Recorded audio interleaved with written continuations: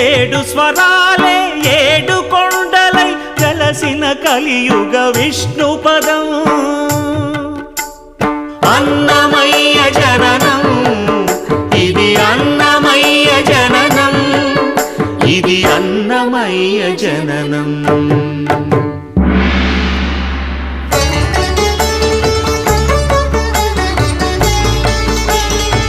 హరిషడ్వర్గము తెగనరికే హరిఖడ్గం ఇది నందకము బ్రహ్మలోకమున బ్రహ్మా భారతి నాదాశీసులు పొందినదై శివలోకమున చిద్విలాసమున ఢమరుధ్వనిలో గమకితమై దివ్య సభలలో